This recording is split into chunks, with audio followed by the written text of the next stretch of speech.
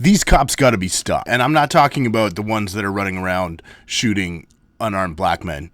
They gotta be stopped too. Okay, imagine one night you get pulled over and the police want to search your car. Okay? And they say the line the cops love to say, which is, if you haven't done anything wrong, then you have nothing to worry about. Well, I'm here to tell you that that's complete bullshit.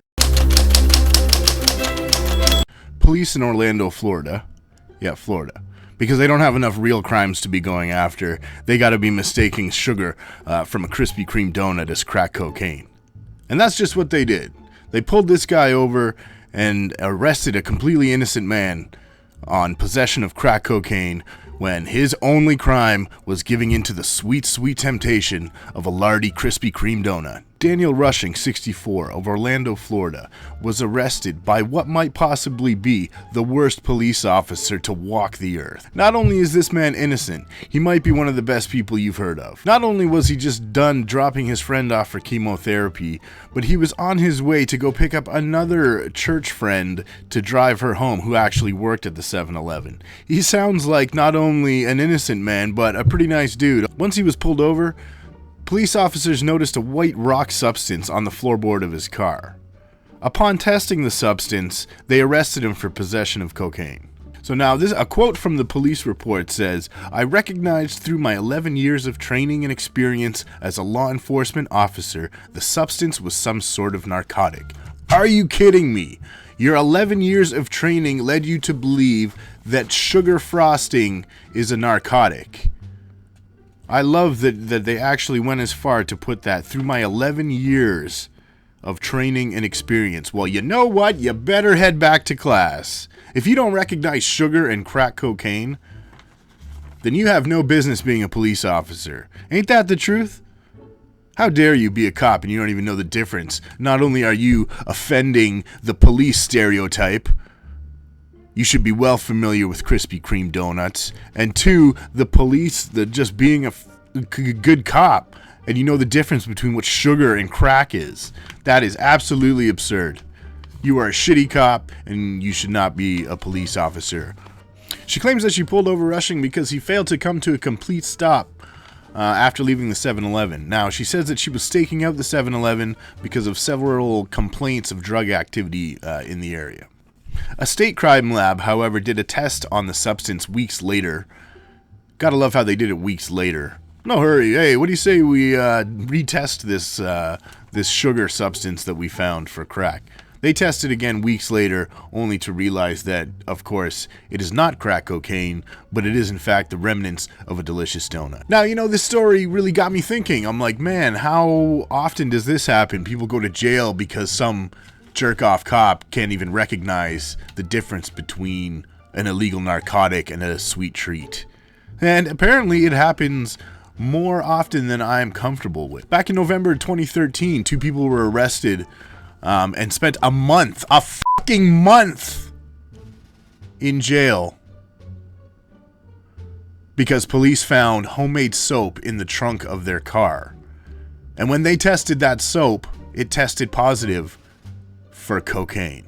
So what's behind this? Well, apparently it's the friggin' drug testing kits, obviously, are bogus. Now, a really disturbing video that was released by the Marijuana Policy Project and Mintwood Media Collective in 2008 illustrates the faultiness of these packs. Let's take a look. This is like a press conference where they went and they held to discuss the effectiveness of these patches. So I guess it was in 2009, not 2008. This is the Jesus KN Christ, look at that reagent guy's test. glasses. Oregano. This is a green leafy substance, often confused with marijuana. Now, while he's getting that ready, I'm going to do this test. That guy's got the nothing but best air. frames I've ever seen. You got some air in there now? Okay, I mean, this is... Look at the frame. That guy's There's nothing in glasses this frames test. are This is just something. air. What we found actually of the 43 I want to get substances frames we like that. I tested, think I could get frames like 70% that. of the time, it gave a false positive. This is just outrageous. First, I'd like to thank Dr. Frederick Whitehurst. If it weren't for Fred's compassionate commitment to humanity and truth, Where the hell are they doing this press conference? These look like characters from Doctor Who. Experimentation and practice today wouldn't be happening.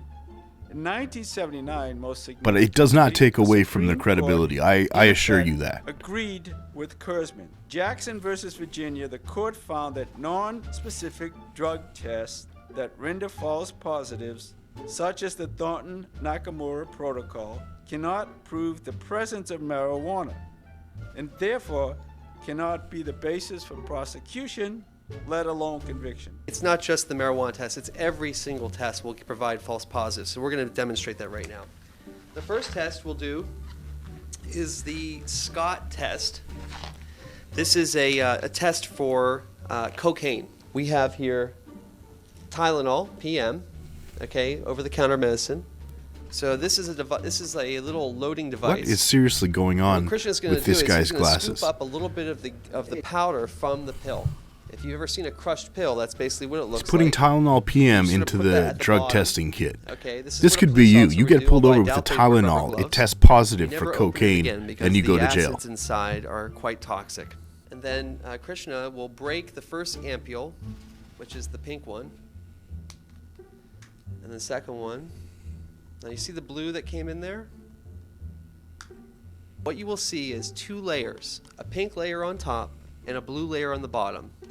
That is a positive for cocaine. And the way you know that is when you look at this right here. So you have the pink on top, the blue on the bottom. It should turn blue on the bottom, pink on top.